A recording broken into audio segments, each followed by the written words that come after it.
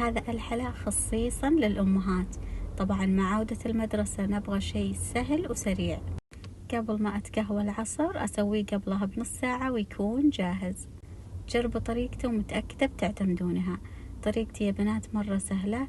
علبة بسكوت شاي مطحون وعلبة بسكوت الجوزاء مطحون، وأقلب المكونات مع بعض وأضيف نص علبة نستلة وملعقتين تقريبا قشطة، وبس كذا قلبتهم مع بعض لين تكونت لي طبقة متماسكة وما تلزق باليد.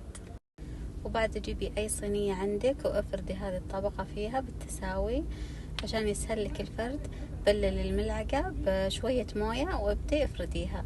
وبعدها جيبي أي شوكولاتة سادة متوفرة عندك. أنا جبت نوتيلا ذوبتها شوية بالميكروويف وفردتها بهذا الشكل، وبعدها دخلت الثلاجة لين تبرد.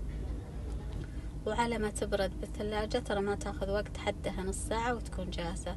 راح تسوي القهوة، وبعد ما خلصت من القهوة طلعت الحلا وبديت أقطعه. قطعته مربعات صغير مثل ما أنتم شايفين. وبس كذا هذا حلانا صار جاهز. ايش رايكم فيني وانا اضبطكم حلويات سهلة وسريعة؟